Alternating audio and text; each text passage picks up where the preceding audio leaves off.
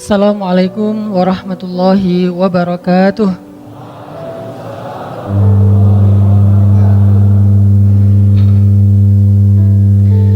Alhamdulillahirabbil alamin. Nahmaduhu wa nasta'inuhu wa nastaghfiruh.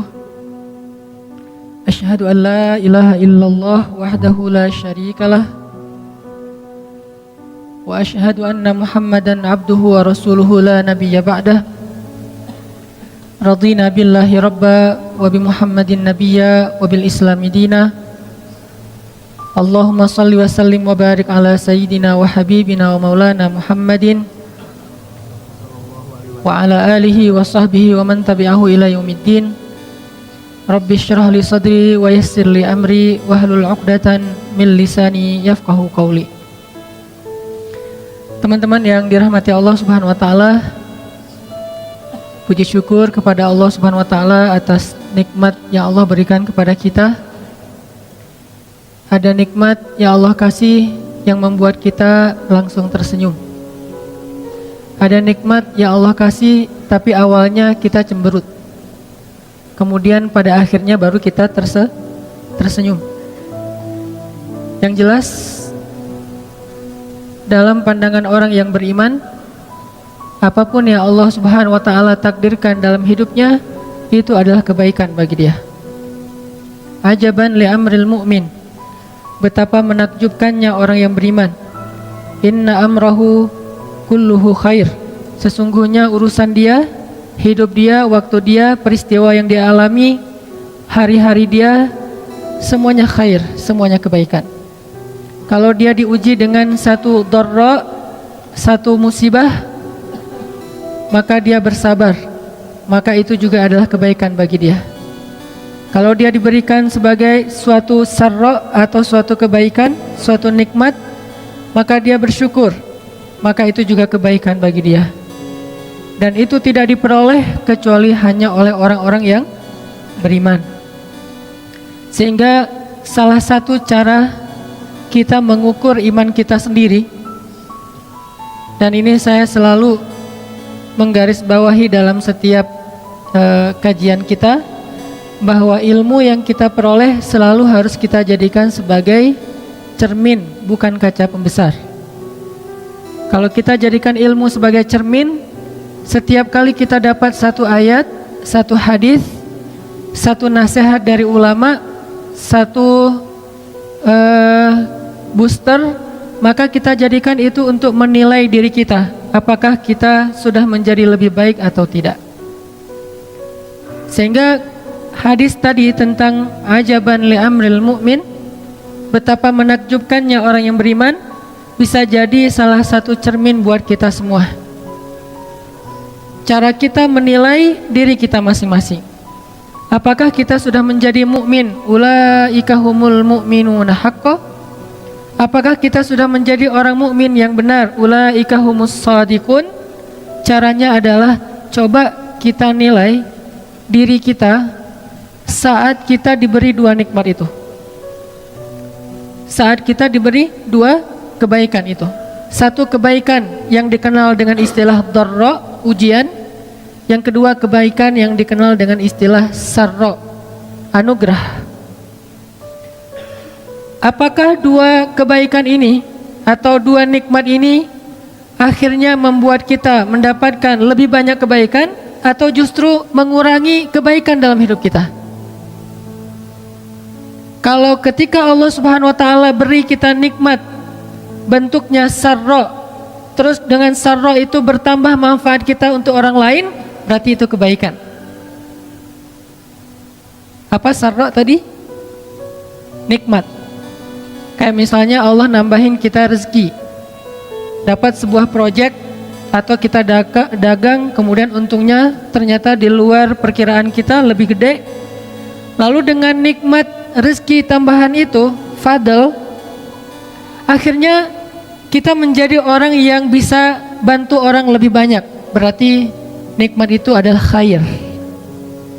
Tapi kalau dengan nikmat rezeki yang bertambah, dapat proyek, makin kaya, makin besar omsetnya, makin sukses, makin bagus karirnya, justru membuat kita menjadi orang yang semakin berkurang porsi kebaikannya, jadi semakin sombong, jadi semakin lupa kepada Allah, jadi semakin sibuk, akhirnya mulai mengurangi jatah ke masjid, mulai mengurangi jatah tilawah, mulai mengurangi jatah untuk ketemu dengan anak-anak dan keluarga. Berarti itu tidak menjadi khair. Dan kalau tidak menjadi khair, apa menakjubnya?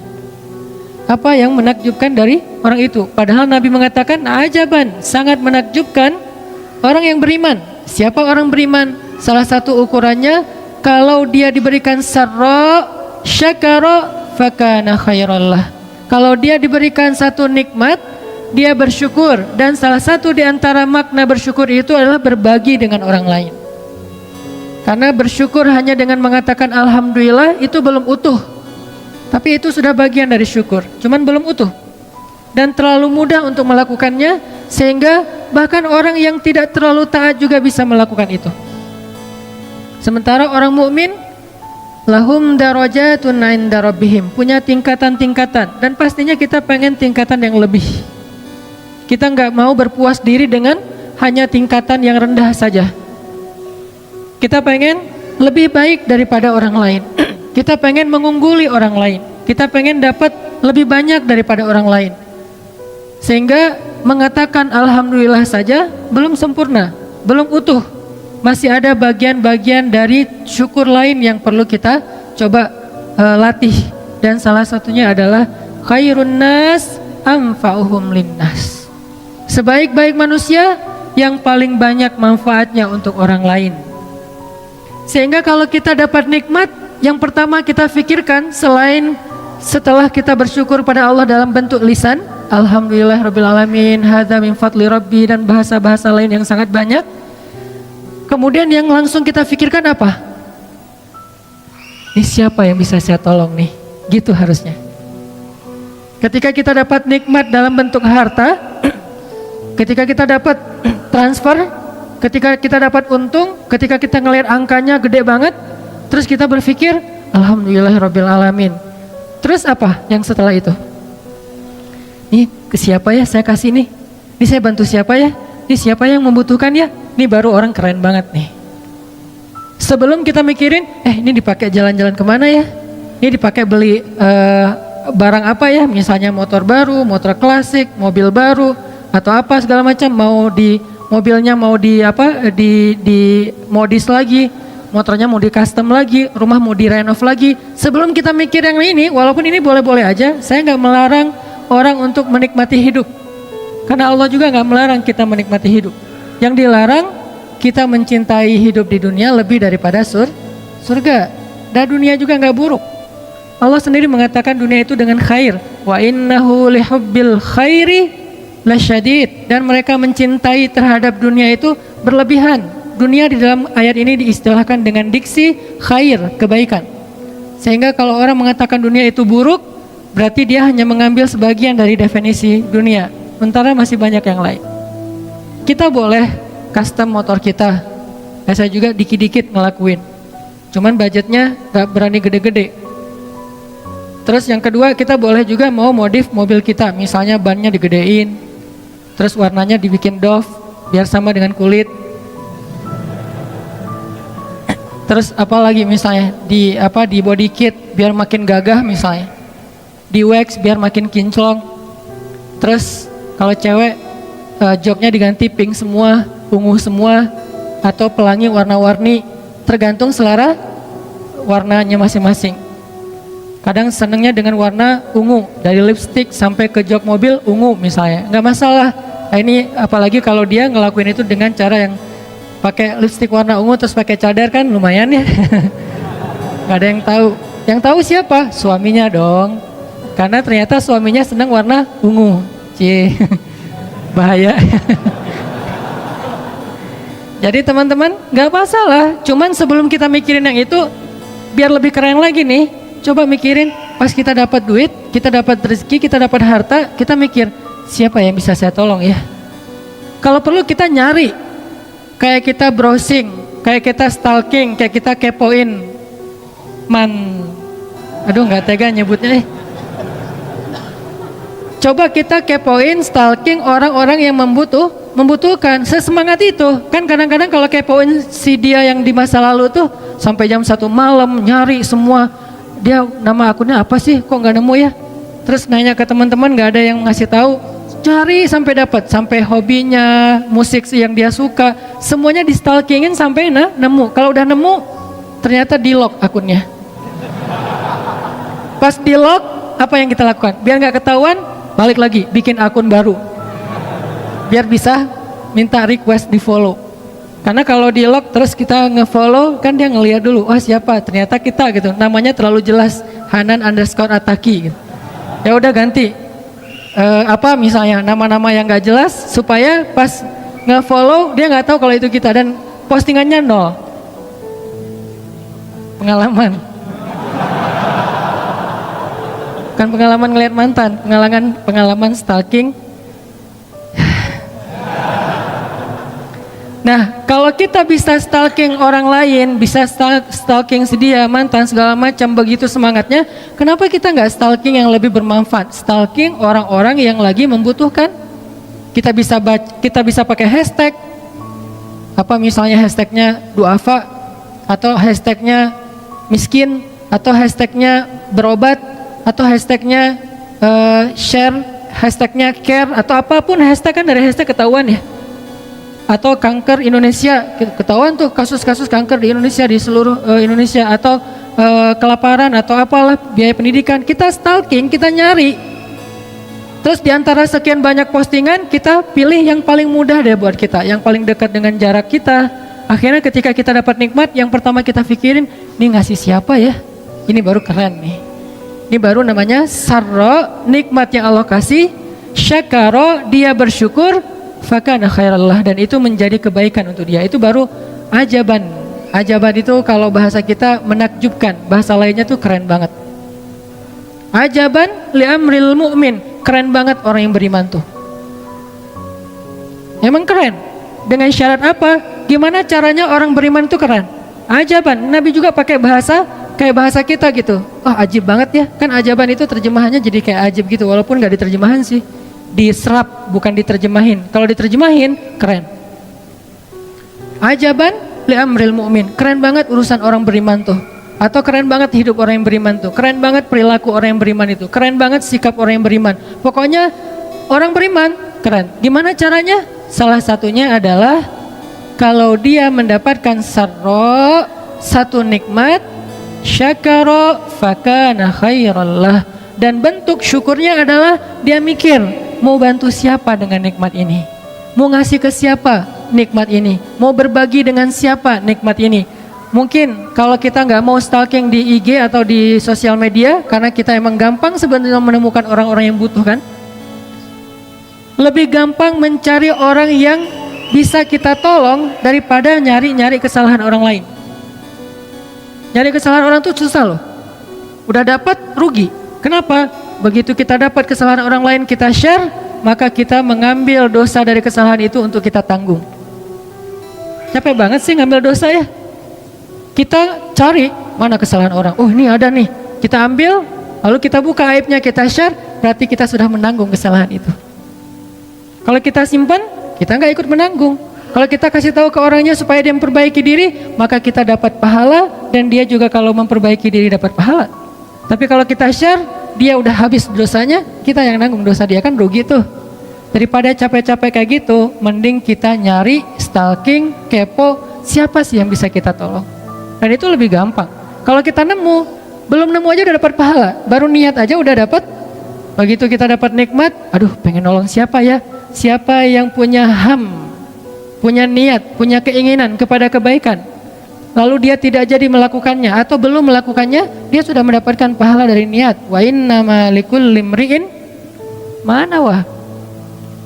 Jadi teman-teman, niat itu luar biasa, seperti yang kita bahas dalam 2 pertemuan terakhir. Keren banget, niat pengen bantu orang aja, ini belum bantu nih, baru niat. Siapa ya yang bisa saya bantu nih? Udah, wa innama likulli imri'in ma nawa. Udah dapat kayak pahala ngebantu orang tersebut. Nyari, proses mencari itu juga pahala. Karena berjalan, kalau dulu mungkin nyarinya dengan berjalan. jalan ke rumah tetangga, jalan ke rumah di ujung kota, jalan ke rumah beda kabilah, pokoknya jalan. Kalau dulu jalan, kalau sekarang nyarinya dengan kita stalking, kita cari di internet, kita nelpon, kita baca di grup WA segala macam. Yang jelas ada effort buat nyari. Proses mencari itu juga bagian dari kebaikan. Mencari doang, belum nemu. Terus kalau udah nemu, ketemu, oh ternyata ada tetangga yang butuh, ternyata ada teman yang butuh, ternyata ada temannya teman yang butuh, ternyata ada temannya teman-teman butuh. Terserah deh dari mana asal usulnya. Ketika nemu lalu kita datengin, kita share, kita care kepada dia, maka kita kata Nabi, ajaban li amrul mu'min, itu baru mukmin yang keren. Itu baru mukmin yang keren. Kenapa? Syakara, dia bersyukur dengan cara berbagi, dengan cara berbuat kebaikan. Laisal birra an tuwallu wujuhakum qibalal masyriqi wal maghrib. Kebaikan itu bukanlah memperdebatkan mana yang paling tepat antara timur dan barat. Kan ayatnya kayak gitu kan? Kebaikan laisal bir an tuwallu wujuhakum qibalal masyriqi wal maghrib, untuk memperdebatkan arah kalian beribadah ke timur atau ke barat dalam konteks perdebatan orang Yahudi terhadap kiblatnya kaum muslimin. Tapi tafsirnya luas, bukan memperdebatkan sesuatu yang sama-sama baik. Orang Yahudi beribadah itu kebaikan sebelum mereka menyelewengkan agamanya. Orang muslim beribadah itu juga kebaikan. Ngapain diadu-adu di antara dua agama yang sama-sama berasal dari para anbiya? Justru albir, kebaikan itu adalah salah satunya adalah berinfak, menolong orang yang membutuhkan, orang yang jadi korban perang. Ayat itu jelas korban perang salah satunya. Kemudian orang yang musafir atau orang-orang yang kalau dulu namanya musafir atau ibnu stabil, orang yang di jalan. Kalau sekarang orang yang homeless, karena orang yang musafir sekarang mungkin gak serumit, gak sesulit dulu kan. Kalau dulu musafir, orang yang ibnu stabil itu yang di tengah perjalanan emang benar-benar sulit. Pertama, gak semua orang kaya musafir, bukan orang kaya doang yang musafir, orang miskin juga musafir dulu karena nomaden, atau dia ikut rombongan tapi dia kekurangan harta. Kalau sekarang musafir itu identik malah dengan orang yang mampu, traveling, trip, touring, kan udah punya bekal ya. Berarti terjemahan dari Ibnu Sabil itu salah satunya adalah homeless. Terjemahan konteks dan realitas. Orang-orang yang tidak punya tempat tinggal. Apakah di kota kita ada? Banyak teman-teman. Baru aja kemarin salah satu teman-teman dari Karang Taruna di Kota Bandung, di wilayah tertentu di Kota Bandung, karena kebenaran kolaborasi dengan rumah teduh yang di istri saya kelola, itu nemu seorang bapak yang homeless, yang beliau tinggal tidurnya di trotoar dan beliau punya penyakit yang cukup parah. Akhirnya dibawa ke rumah sakit sama Karang Taruna, kolaborasi sama kita. Terus berobat dengan dokter, udah sembuh, sekarang balik lagi ke wilayahnya. Cuman di wilayah itu beliau karena nggak punya lagi keluarga, nggak ada yang berani nyewain atau ngekosin beliau karena dianggap dulu mungkin punya cerita yang kurang baik di wilayah itu. Akhirnya warga di situ agak kurang menerima. Kita carikan nih siapa yang mau menerima beliau untuk kos-kosan di situ. Nah, ini adalah bagian dari albir. Ini yang perlu kita pikirkan ketika kita dapat nikmat. Betapa egoisnya orang yang ketika dikasih nikmat oleh Allah cuman mikirin diri sendiri. Mau jalan kemana ya? Mau makan apa ya? Mau trip kemana ya? Mau touring kemana ya? Mau traveling kemana ya? Mau jajan apa ya? Beli apa? Mall mana? Oke, ini nggak masalah. Tapi ini next setelah yang kedua tadi. Pertama alhamdulillah, sujud syukur kalau perlu. Yang kedua adalah mikirin ke siapa kita bisa berbagi. Yang ketiga baru mikirin diri kita. Lagian Allah nggak minta 50% untuk dibagi, enggak. Kalau mau ngasih zakat ya 2,5, kalau mau ngasih lebih dari itu atau yang bentuknya sedekah tidak ada batasan, walaupun idealnya jangan lebih dari sepertiga, maksimal sepertiga dari harta kita karena ada hak anak dan istri. Jadi Allah nggak minta banyak sebetulnya. Kita kasih 1% juga Allah udah menghargai banget. Kita kasih 0,5% Allah hargai banget. Kita kasih 10% Allah lebih hargain lagi. Tapi kita harus mikir, ketika kita dapat sarro, satu nikmat, siapa yang bisa saya tolong nih dengan ini? Makanya coba teman-teman kita baca lagi ayat ini sambil kita renungkan. Firman Allah Subhanahu wa taala di dalam surat Al-Baqarah ayat 177. Coba kita tilawah ayat ini, mudah-mudahan ini jadi booster buat kita bersama. Surat Al-Baqarah ayat 177.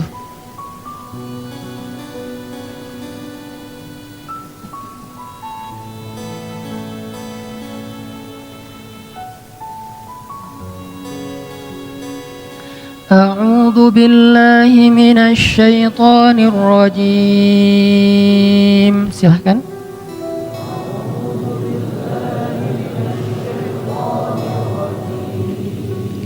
Bismillahirrahmanirrahim.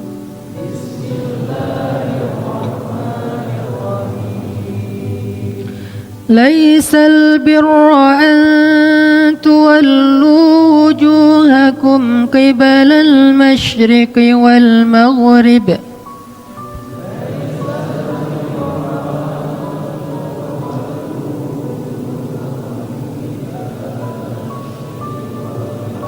ولكن البر من آمن بالله واليوم الآخر والملائكة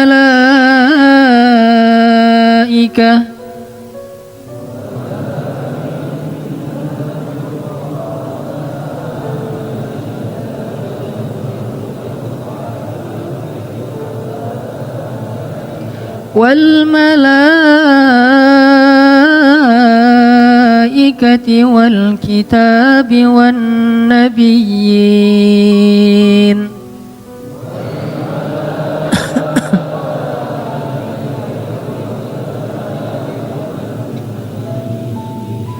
وآتى المال على حبه ذوي القربى واليتامى والمساكين وابن السبيل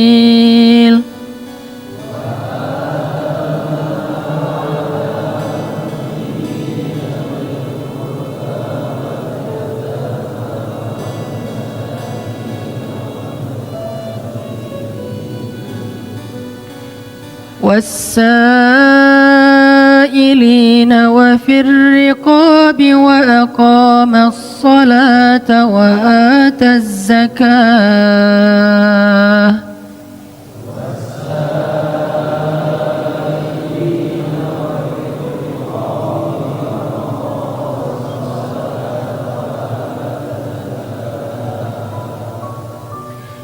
والموفون بعهدهم إذا عاهدوا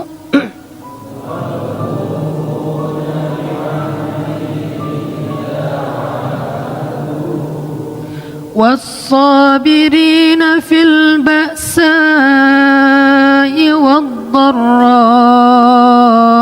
وحين البأس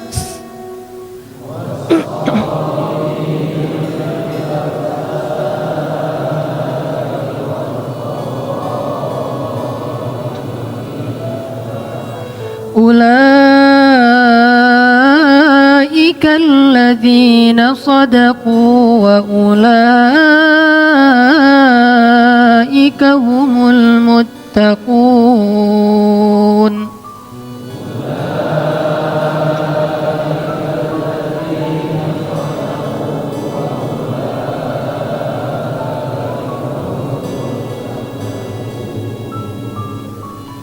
Bukanlah kebaikan hanya sekedar tentang menghadapkan wajahmu ke arah timur dan ke arah barat, tetapi kebaikan itu adalah orang yang beriman kepada Allah, kepada hari akhir, kepada malaikat-malaikat, kitab-kitab, Alkitab, nabi-nabi, dan orang-orang yang memberikan infaknya atau bantuannya kepada kerabat yang dicintainya, anak yatim, orang miskin, orang-orang yang dalam perjalanan, para peminta atau bukan peminta-minta ya, orang yang meminta bantuan, karena peminta-minta dalam Islam sesuatu yang tidak baik. Tapi wasailin, orang yang meminta bantuan karena memang terdesak. Kalau peminta-minta, dia kadang bukan karena terdesak, tetapi itulah profesinya. Dan dalam beberapa hadis Nabi melarang kita untuk meminta-minta. Dan untuk memerdekakan hamba sahaya, melaksanakan sholat, menunaikan zakat, orang-orang yang menepati janji apabila berjanji, dan orang-orang yang sabar dalam dalam kesulitan, dalam penderitaan, dan dalam peperangan. Mereka itulah orang-orang yang benar, dan mereka itulah orang-orang yang bertakwa. Jadi kalau kita mau melihat benarkah iman kita, salah satunya lihat di dalam ayat ini. Bukan soal tuwallu wujuhakum qibalal masyriqi wal maghrib. Bukan hanya masalah perdebatan mana yang benar, mana yang salah. Padahal dua-duanya orang yang melaksanakan ibadah. Kan ini konteksnya orang Yahudi yang suka mempermasalahkan ibadah orang yang beriman. Sehingga kata Allah bukan itu intinya. Tapi inti dari albir, orang yang baik adalah satu iman pastinya. Karena tanpa iman semuanya menjadi bergugur. Iman dijelaskan dengan terperinci. Kemudian wa'atal mal, dan memberikan hartanya berarti share. Inilah mukmin yang sebenarnya. Jadi ketika kita dapat kelebihan rezeki, bahkan bagi orang tertentu kadang-kadang dia enggak hanya nunggu sampai rezekinya berlebih baru dia share. Asalkan dia dapat rezeki, dia share. Inilah ansor. Inilah ansor. Dan itulah yang menjadikan ansor itu sangat dicintai oleh Allah Subhanahu wa taala. Sampai Allah menyebutkan mereka bersama muhajirin di banyak ayat. Was-sabiqunal awwalun minal muhajirin wal ansar walladzina ittaba'uhum biihsan radhiyallahu anhum wa radu'an. Allah ridha kepada mereka dan mereka juga puas terhadap nikmat dari Allah. Dan kalau kita baca perbandingan ayat, karena memahami satu ayat nggak cukup dengan satu ayat, kita coba bandingkan dengan ayat yang lain, komparatif. Ternyata di dalam banyak ayat Al-Quran, ketika Allah bicara tentang Ansor, yang Allah angkat dari orang Ansor itu bukan jago ibadahnya, walaupun mereka hebat dalam ibadah, tapi bukan itu yang Allah angkat. Bukan karena mereka adalah orang-orang yang paling bagus dalam pemerintahannya, karena pemerintahan diberikan oleh Allah kepada muhajirin. 4 khalifah setelah Rasulullah SAW, 4-empatnya muhajirin, bukan orang Ansor. Abu Bakar, Umar, Utsman, Ali, muhajirin semuanya. Terus apa kelebihan Ansor yang Allah angkat di dalam Al-Quran? Kelebihan Ansor yang Allah angkat di dalam Al-Quran itu adalah sifat mereka yang sangat karim, jawad, orang yang sangat dermawan, orang yang sangat care kepada muhajirin, kepada orang yang membutuhkan, orang yang senang berbagi. Itulah sifat Ansor yang Allah angkat di Al-Quran. Setiap kali kita baca cerita tentang Ansor, rata-rata kita akan menemukan kalimat tentang berbagi, kalimat tentang membantu orang lain, kalimat tentang empati, kalimat tentang ra'fah dan rahmah. Nggak mau ganggu muhajirin dan pengen banget memudahkan urusan-urusan muhajirin. Itulah Ansor. Salah satu contohnya, ini spirit buat kita ya, bahwa kalau pengen bantu orang, kadang-kadang gak harus nunggu kita kaya dulu.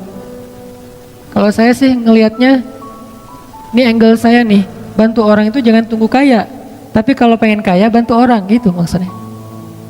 Kalau menurut saya nih, bantu orang jangan tunggu kaya, kalau pengen kaya bantu orang. Caranya gimana? Ketika kita nggak punya, bantu aja orang. Bapak, apa yang bisa saya bantu? Saya punya utang. Ya udah, Bapak tunggu, nanti saya akan coba bantu Bapak. Kita punya uang? Enggak. Allah yang akan kirimkan uang untuk dia lewat kita. Dan biasanya kalau dikirimkan ada uang ongkosnya ya. Kayak kita ngirim barang teh, itulah ya. Nanti tunggu di endorse. Kita misalnya nunggu ngirim barang nih. Gak apa-apa deh, infak dengan kata-kata gosen misalnya. Kita ngirim barang lewat gosen, ada biayanya nggak? Ada kan, cost delivery-nya kan? Misalnya kalau dekat sebutlah 5.000, 10.000, 15.000. Allah juga memberlakukan hal yang sama kepada kita teman-teman. Dan bayaran Allah lebih gede daripada bayaran manusia. Nah, kita kan kadang-kadang di aplikasi itu juga milih. Kalau cash segini, kalau pakai saldo yang udah ada di situ lebih murah kan? Kita milih yang mana? Yang lebih murah. Itulah sih kita, sifat manusia. Kalau Allah ngasihnya yang paling gede.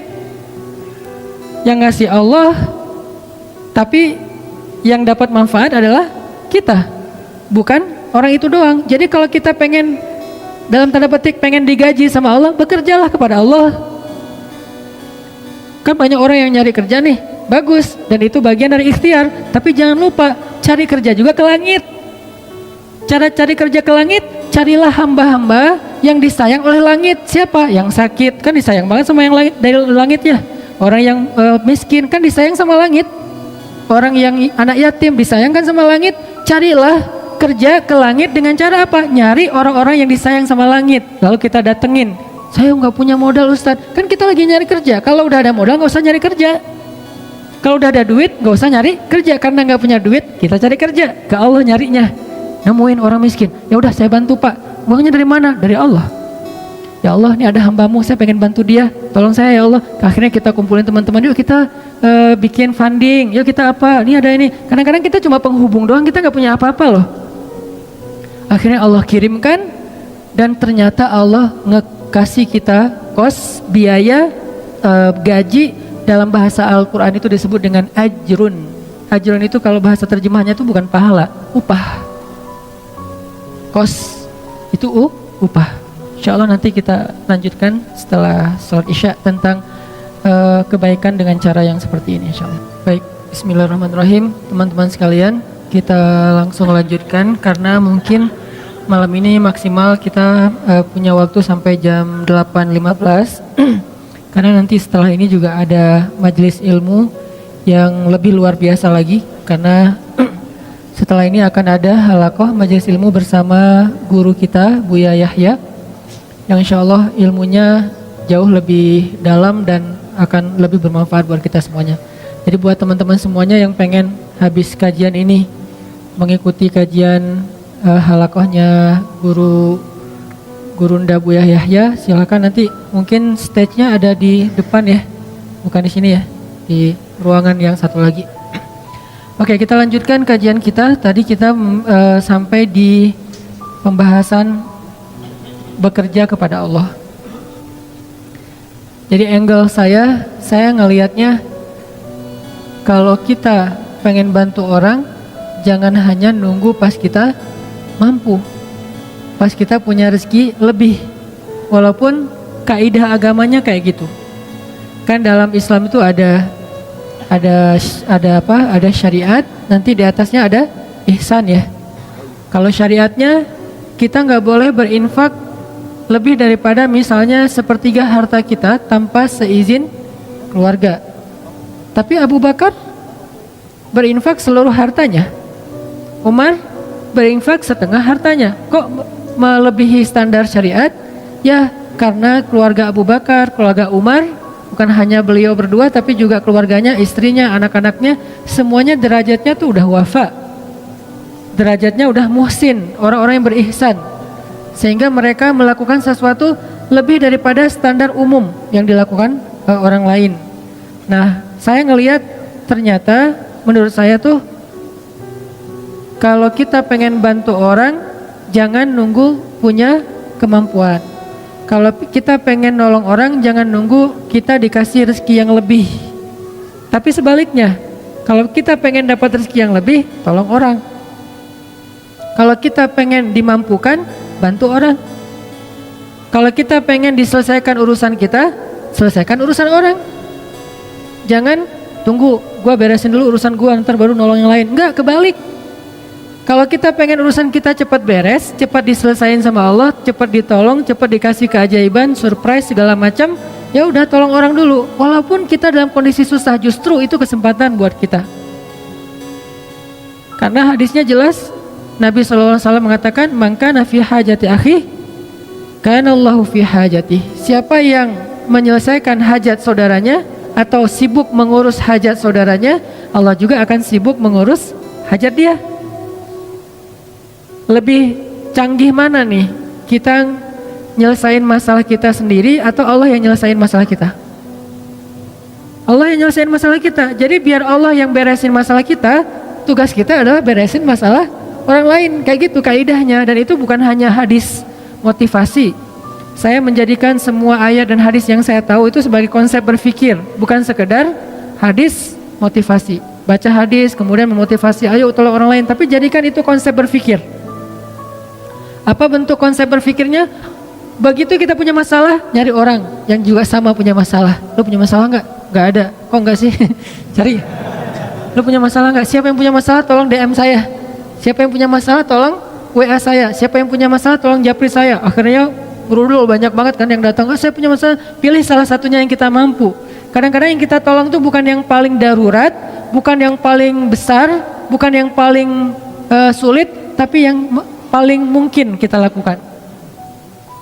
Ini hal yang wajar, jadi kita nggak boleh juga menjudge orang lain. Ah, lu kerjaannya bantu yang kecil-kecil, yang receh-receh. Ya siapa tahu dia yang receh tapi ikhlas. Dan kita yang mungkin istimewa banget nggak sanggup jaga keikhlasan kita kan. Kayak cerita bab ikhlas kemarin. Ada 2 orang beramal, yang satu sholatnya standar, yaitu sholat wajib doang. Yang satu lagi plus qobliyah, ba'diyah, duha, tahajud. Mana lebih baik? Yang plus dong. Wajib plus sunnah. Lebih baik yang plus. Tapi kadang-kadang yang plus ini ujian keikhlasan, ujian rianya juga lumayan luar biasa. Kalau yang standar apa yang mau diriain? Kayak hafalan Al-Quran. Yang satu hafal trikul. Yang satu lagi hafalnya Al-Baqarah, Ali Imran, An-Nisa, Al-Maidah. Wah, setengah Al-Quran, 15 juz. Mana yang lebih utama? Pastinya yang lebih banyak hafalan. Tapi paling banyak hafalan justru ujian riyanya lebih berat, lebih besar. Kalau dia baca Quran di dalam sholat, pasti dia akan diuji oleh setan. Yuwaswis. Mereka pasti nggak bisa ngeralat kalau lu salah. Jadi tenang aja. Karena suratnya di tengah-tengah gitu, dia baca ayat yang saya juga nggak terlalu hafal lah, pokoknya di tengah-tengah Quran gitu ya. Contoh yang mungkin yang paling saya sering ulang tuh kayak surat favorit saya, surat Maryam. Wadhkur fil kitabi Maryam idzin tabadat min ahliha. Di belakang tetap diam. Idzin tabadat min ahliha. Diam aja di belakang. Kenapa nggak hafal? Sama nih. Kan agak-agak yuwaswis tuh. Tuh kan bener. Susah emang surat itu, yang lain nggak pada hafal. Jadi biasa aja kali gitu. Dan makmum ini macam-macam karakternya. Dan jadi ada karakter imam, ada karakter makmum. Imam kadang-kadang kayak gitu, caper gitu kan, baca ayat susah-susah, udah gitu mentok al-ikhlas. Idza tabadat min ahli. Qul huwallahu ahad. Imam. Makmum ada juga yang unik. Uniknya apa? Giliran ayatnya dia nggak hafal, diam. Giliran ayatnya yang semua hafal, semuanya benerin. Ayatnya misalnya standar lah ya. Amma yatasaalun 'anin naba'il 'azim. Serentak satu masjid. Alladzi hum fi mukhtalifun. Wah, serentak semuanya. Kenapa nggak serahin aja di depan? Kan udah ada imam pengganti di belakang teh. Di belakangnya imam. Kenapa nggak dia aja yang benerin? Kenapa semuanya serentak satu shaf pertama hufaz semua itu, hafiz. Kebenaran suratnya populer. Kalau giliran suratnya sulit, semuanya diam. Kenapa? Takut riya. Kenapa makmum pada diam? Takut riya, Ustadz. Jadi masing-masing punya karakter. Artinya jangan remehin. La tahqiranna minal ma'rufi syai'a. Janganlah kalian meremehkan kebaikan sekecil apapun. Kadang ada teman kita kebaikannya itu sepele, cuman rapihin sendal doang depan masjid. Cuman meriksa keran doang yang kalau nggak terlalu rapat menutupnya dia rapetin. Tapi amal yang dia lakuin itu karena diremehin orang, jadi nggak ada peluang riya. Sedangkan kita, amal yang kita lakuin karena berpotensi dipuji oleh orang lain, berpotensi juga buat riya. Makanya buat saya sih udah lakuin aja apa yang kita mampu. Tolong orang semampu kita. Kalau mau lebih sedikit gambling karena kita yakin sama Allah, ya udah lakukan yang lebih berat daripada yang kita mampu. Sesekali coba kayak gitu. Kalau buat saya tuh kayak akidah challenge. Kan sekarang orang challenge-nya macam-macam ya. Ada yang kalau yang di YouTube ada yang ngeprank temennya lah. Apalagi yang terbaru keluar dari mobil terus joget-joget gitu. Gak ngerti juga maksudnya apa gitu. Ya terserah deh, itu mah ekspresi orang lah ya. Saya nggak mau menjudge. Yang jelas ternyata dalam Islam juga ada challenge-challenge yang keren gitu. Akidah challenge itu kayak gimana? Gambling dalam arti kita mengambil resiko, kita mengambil sesuatu yang menurut kita agak sulit, tapi kita berserah diri kepada Allah. Itu kan keren ya. Salah satunya apa? Akidah challenge. Meninggalkan satu pekerjaan yang kita yakin itu nggak halal, lalu kita mencari pekerjaan yang lain yang halal tapi nggak yakin nemu apa enggak. Ini kan agak bertaruh kan. Nah, disinilah ada iman atau akidah challenge-nya. Dan dengan akidah challenge, akhirnya kita akan menemukan kebesaran Allah. Siapa yang pernah nerapin akidah challenge dalam hidupnya? Ibunya Nabi Musa. Ketika Allah mengatakan kepada ibunya, "Idz auhayna ila ummika ma yuha, an qadhifihi fit tabut, faqdhifihi fil yammi, falyulqihil yammu bil sahil, ya'khudhu aduwwul li wa aduwwullah." Itu berat banget loh. Ketika Allah berfirman kepada ibu Musa, "Hanyutkanlah bayimu ke sungai Nil." Supaya apa? Supaya dia nanti kemudian akan ditemukan oleh musuhku dan musuhnya. Kan berat nih. Ya Allah disuruh hanyutkan, malah bukan diselamatkan, malah ditemukan oleh musuhnya. Ini akidah challenge, ini iman challenge banget buat ibunya Musa. Dan kata Allah, la takhafi, jangan takut, inna radduhu ilaiki wa ja'iluhu minal mursalin. Kami pasti akan kembalikan dia kepadamu. Akhirnya dihanyutkan oleh ibu Musa. Lalu Allah Subhanahu wa taala singkat cerita mengundang kembali ibu Musa ke istana untuk menyusui bayinya yang sedang kehausan di istana. Akhirnya kembalilah bertemu antara Musa dengan ibundanya, bahkan dengan keluarga besarnya. Ini namanya akidah challenge menurut saya nih. Atau Musa juga pernah akidah challenge kayak gitu ketika Allah bertanya dan Allah Maha tahu jawabannya. Wa ma tilka biyaminika ya Musa? Apa yang di tangan kananmu wahai Musa? Kenapa Allah nanya? Padahal Allah tahu jawabannya. Tidak semua pertanyaan di dalam Al-Quran artinya karena nggak tahu.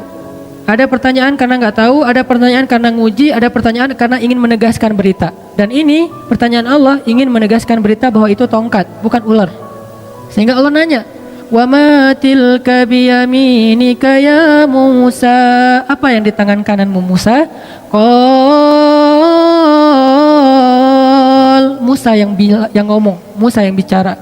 Qala hiya 'asaya atawakka'u 'alaiha wa ahushu biha 'ala ghanami wa liya fiha ma'aribu ukhra. Ini adalah tongkat ya Allah. Siapa yang ngomong? Musa. Artinya itu benar-benar tongkat, bukan doktrin. Allah nggak mengatakan Musa itu tongkat ya. Ya Allah enggak. Allah nanya apa itu Musa? Kata Musa tongkat. Berarti kamu yang bilang tongkat ya, bukan aku gitu, bukan Allah. Akhirnya aku pakai untuk hiking. Atawakka'u 'alaiha. Untuk apa itu? Untuk naik gunung. Apa istilah kita? Ya mudah-mudahan tidak ada yang mempermasalahkan hiking. Karena itu memang benar kayak gitu kan? Untuk hiking, kalau di zaman kita kayak trekking gitu kan ya, istilah-istilah kita kan ya, untuk naik gunung pakai tongkat. Wa husyu biha 'ala ghanami. Saya pakai untuk menggembalakan ternak-ternak. Waliya fiha ma'aribu ukhra, dan beberapa fungsi yang lain lah. Terus kata Allah, alqiha ya Musa, coba kamu lempar wahai Musa. Fa'alqaha fa idza hiya hayyatun tas'a. Lalu tiba-tiba ketika Musa melemparnya, dia menjadi ular yang merayap-rayap. Kemudian Allah kasih challenge buat Musa. Apa challenge-nya? Khudha, coba kamu ambil Musa. Ini challenge buat Musa, biar Musa makin yakin sama Allah. Dikasih ujian dulu. Khudha la takhaf sanu'iduha siratahal ula. Gak usah khawatir. Berarti Musa khawatir karena Musa ngeliat, aduh ini ular dalam hidup Musa. Musa belum pernah megang ular. Sekarang disuruh pegang ular sama Allah. Khudha, pegang ular. Dan ini bukan ular biasa yang ditemukan di hutan. Ular bahasa kita jadi-jadian, kan lebih ngeri ya. Kalau ular biasa, dan kita juga jarang megang, nggak pernah megang, malah kecuali di kebun binatang. Itu juga dampingin pawangnya. Ini nggak masalah nih, nggak masalah. Oh ya udah, Begitu dia agak-agak ularnya iseng dikit, Pak, ini kenapa nih heboh gitu, panik gitu, agak-agak norak gitu kan ya. Megang ular di kebun binatang norak, gimana di hutan gitu. Jadi jangan meremehkan Musa yang khawatir. Kenapa Musa khawatir? Wajar. Pertama, itu ular liar yang bukan di kebun binatang, nggak ada pawangnya. Kedua, itu ular bukan dari semak-semak, dari tongkat. Kan aneh. Kalau dari semak-semak, ular biasa mungkin Musa nggak takut karena Musa seorang laki-laki yang perkasa. Tapi ini ular dari tongkat. Jadi kalau kita mau pakai nalar, kenapa Musa takut sama ular gituan doang? Karena ularnya bukan ular yang biasa, tapi ular yang berubah dari tongkat. Jadi kayak jadi-jadian gitu. Waduh, ini ular dari tongkat jadi ular. Gimana megangnya ntar kalau ada apa-apa gimana? Musa khawatir. Kata Allah, la takhaf, jangan khawatir. Sanu'iduha siratahal ula. Ntar kami balikin lagi kepada bentuk aslinya. Ini akidah challenge buat Musa. Kalau bahasa teman-teman yang ngajinya mungkin lebih dalam, istilahnya rububiyah, uluhiyah, asma, sifat dan seterusnya, kita menerjemahkan, bukan mengubah istilah, akidah challenge. Dipegang sama Musa dikit, langsung berubah lagi menjadi tongkat. Maka bertambahlah iman Musa. Bertambahlah, arti bertambah iman apa? Bertambah percaya sama Allah, bertambah yakin sama Allah. Nanti kalau dikasih challenge yang lain, udah sanggup. Challenge berikutnya apa? Challenge berikutnya adalah idhab ila Fir'aun innahu tagha. Pergilah kepada Firaun, dia itu jahat banget. Itulah challenge yang lebih berat daripada megang ular. Tapi Allah kasih challenge yang kecil dulu biar Musanya makin yakin.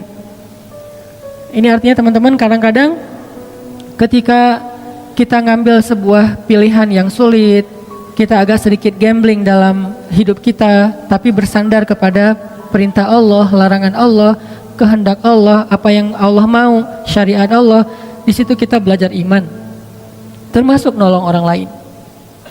Sehingga kata Nabi, man kana fi hajati akhi kana Allahu fi hajati. Siapa yang sibuk ngurus hajat saudaranya, Allah juga akan sibuk ngurus hajat dia. Termasuk nanti banyak sekali hadis-hadis yang lain yang senada atau semakna dengan ini. Ini artinya angle-nya buat saya, kalau kita punya masalah, tolong orang yang punya masalah, baru Allah tolong kita. Kalau kita pengen ditambahin rezeki, tolong orang dalam menyelesaikan masalah keuangan dia atau harta dan seterusnya. Jadi bekerjalah kepada Allah. Paling gampang tuh nyari kerja ke Allah loh. Nyari kerja ke perusahaan belum tentu diterima. Kalau ke Allah diterima nggak?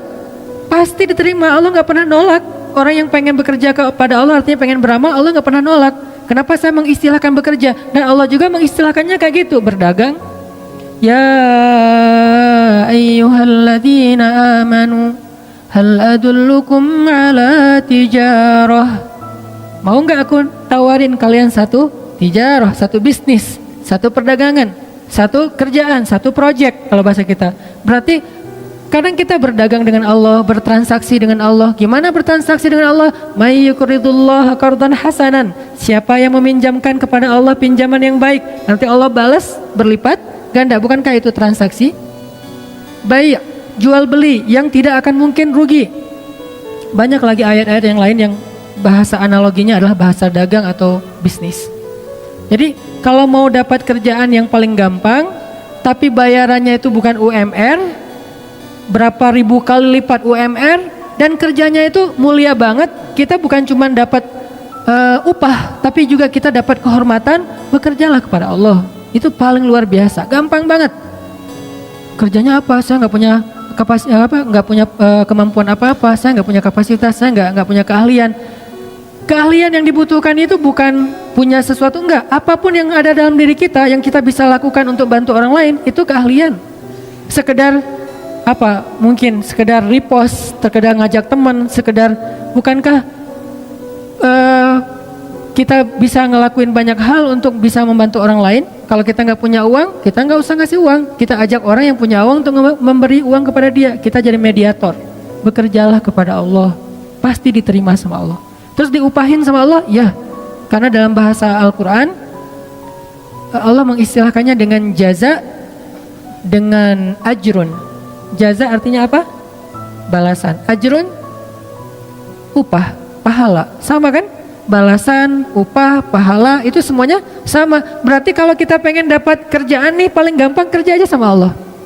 Jadi udah nggak ada lagi pengangguran di muka bumi ini kalau dia yakin kepada Allah. Tinggal kita, ya Allah, saya nih lagi bawa, dalam analogi kita nih, lagi bawa map. Ngapain? Cari kerja. Ke siapa? Ke langit. Caranya kita datangin orang miskin. Caranya datangin anak yatim. Caranya datangin orang-orang yang membutuhkan. Kalau zaman Nabi dulu, Rasulullah SAW itu, Khadijah bilang Rasulullah itu adalah laki-laki yang yang mengayomi anak yatim, orang miskin, orang tua, janda-janda yang ditinggalkan wali-walinya. Nabi yang menafkahi mereka. Sehingga inilah bentuk dari ekspresi syukur kita kepada Allah Subhanahu wa taala. Coba kita ingat dulu, siapa yang bisa saya bantu? Siapa yang bisa? Jadi analoginya adalah cara berpikirnya adalah kalau kita pengen ditolong oleh Allah, tolong orang lain. Kalau kita pengen dikasih rezeki oleh Allah, kasih rezeki untuk orang lain. Dan Allah pasti akan ngasih kita upah lebih gede daripada semua upah yang pernah diberikan oleh manusia. Jadi seorang kurir, jadilah kurir langit. Gimana menjadi kurir langit? Cari orang yang lagi pesen, lagi order rezeki, lagi order bayar hutang, lagi order berobat, kan dia lagi order tuh. Cara ngordernya gimana? Ya angkat kedua tangannya. Ya Allah, saya punya banyak hutang. Ya Allah, anak saya sakit. Ya Allah, ya Allah, ya Allah. Mereka kan lagi order kebaikan kan ke langit. Nah, kadang-kadang Allah mengetuk kita untuk jadi kurir Allah. Kayak tadi misalnya saya lagi ngeliat gitu di history gitu, muncul karena ada muka saya di situ ya saya klik gitu ya. Kok ada muka saya di sini? Kayaknya banyak banget muka saya akhir-akhir ini gitu. Saya klik nih. Alhamdulillah gitu ya. Saya klik, apaan sih ini, kepo gitu kan. Oh ternyata lagi ada perdebatan kecil tuh antara pro dan kontra. Saya baca komennya satu-satu kan. Di antara sekian banyak komen yang pro dan kontra, tiba-tiba ada satu komen yang agak-agak kurang nyambung sebetulnya. Ada yang komen, anak saya butuh uang untuk belajar, untuk beli buku diktat sekolah dan nggak punya biaya. Kenapa tiba-tiba Allah takdirkan saya ngeklik itu, terus saya ngelihat komennya? Karena Allah lagi ngasih saya kesempatan jadi kurir kan gitu kan. Di antara sekian komen, ini aja yang saya fokus. Saya langsung DM orangnya, Pak, Bapak di mana? Ternyata di NTB, di Lombok. Bapak butuh apa? Saya hanya butuh biaya untuk buku anak saya. Masya Allah nih orang luar biasa ya. Nggak mengatakan saya butuh uang sekian, nggak. Hanya untuk biaya buku. Artinya saya misalnya kalau saya mau, saya akan bayar ke sekolahnya, anaknya dapat buku, nggak akan saya kasih uang biar manfaatnya lebih jelas gitu. Kecil sih.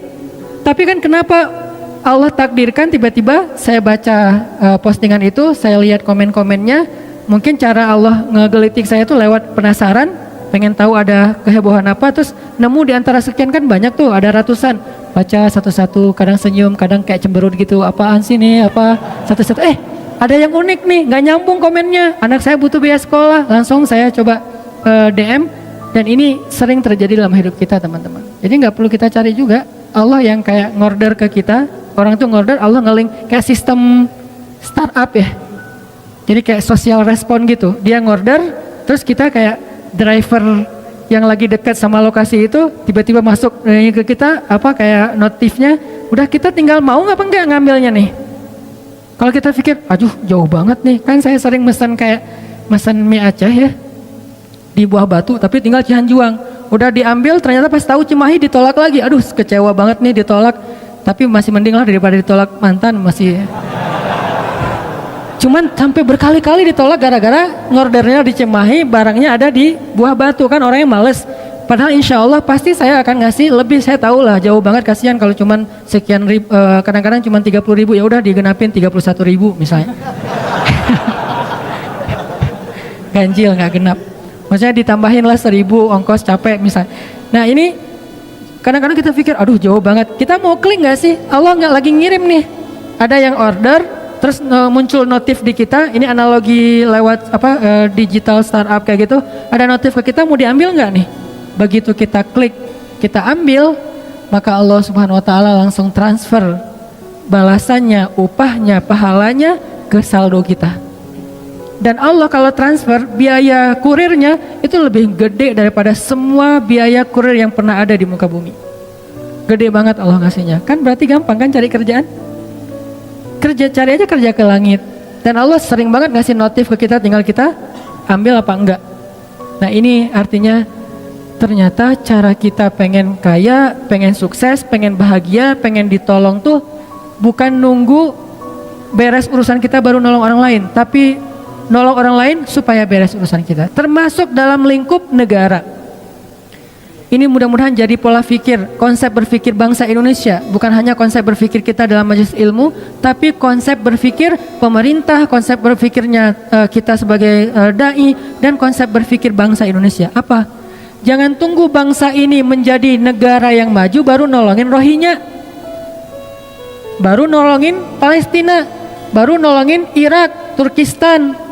Mungkin sebagian kita belum pernah dengar tentang Turkistan. Padahal Turkistan ini kondisinya sama parah di daerah Cina. Mereka Muslim Uighur yang kondisinya luar biasa, kezaliman terhadap mereka. Baru nolong Suriah, baru nolong Yaman yang kelaparan sekarang. Enggak, nolongin mereka, nanti Allah akan tolong Indonesia. Itu caranya. Jadi kalau kita pengen bangsa ini ditolong oleh Allah, masalah-masalah perekonomian kita, masalah politik kita dengan hiruk pikuk, masalah apalagi sekarang 2019 sebentar lagi, itu akan ditolong oleh Allah. Caranya sederhana, tolong dulu tetangga kita. Sehingga gak ada lagi istilah, udah di Indonesia dulu aja. Di Indonesia juga kita kerjain, tapi bukan berarti tunggu ini beres baru ke sana. Enggak, kenapa gak simultan aja sekalian? Bukankah kita juga mampu? Sama kayak analogi tadi, ketika anak kita sakit, anak tetangga sakit, terus kita gak akan bantu tetangga sebelum anak kita sembuh. Salah. Bantu juga anak tetangga, walaupun kita bagi porsinya. Jangan juga anak sakit, tetangga sakit, terus ke tetangga anak kita dibiarin aja sampai, enggak gitu-gitu amat juga sih. Itu enggak realistis lah, terlalu naif. Kan kata Ustadz juga harus bantu tetangga dulu, ntar Allah yang akan bantu anak kita. Ya kalau iman istri kita kuat, kalau enggak akan dibukain pintu ntar semalaman. Kan bahaya. Ngapain sih ke tetangga? Ada siapa sih di situ? Enggak ada siapa-siapa. Oh ya, Buya udah datang. Jadi teman-teman sesederhana itu. Jadi dalam lingkup pribadi, dalam lingkup keluarga, bahkan dalam lingkup bangsa. Sehingga kalau kita pengen bangsa Indonesia ini ditolong oleh Allah Subhanahu wa taala, ayo kita sama-sama menolong saudara-saudara kita yang membutuhkan semampu kita. Nanti Allah akan turunkan banyak sekali pertolongan dan kebaikan untuk bangsa ini. Ini belum selesai, insya Allah nanti akan kita lanjutkan pada pertemuan yang akan datang. Dan saya secara pribadi mengucapkan jazakumullahu khairal jaza kepada semua teman-teman yang mensupport saya ketika diuji oleh Allah Subhanahu wa taala. Sebetulnya ini ujian kecil sekali, tapi buat orang seperti saya yang lemah ini menjadi ujian yang agak berat. Tapi karena support dari para asatiz, dari para guru, dari para dai, daripada teman-teman, akhirnya alhamdulillah ujian ini kemudian berbuah saat banyak kebaikan persaudaraan. Gara-gara adegan ini akhirnya semakin hangat persaudaraan di antara para ustadz. Kemudian lewat adegan ini semakin kuat ukhuwah kita, dan yang alhamdulillah luar biasa lewat adegan ini akhirnya Allah kasih kejutan buat saya secara pribadi, untuk keluarga saya juga, anak laki-laki saya yang kedua atau anak yang kelima, yang insya Allah itu menjadi qurrata ayun dan menjadi kebaikan. Dan ini semuanya berkat doa teman-teman. Jadi jazakumullah khair atas supportnya. Saya respect banget sama teman-teman.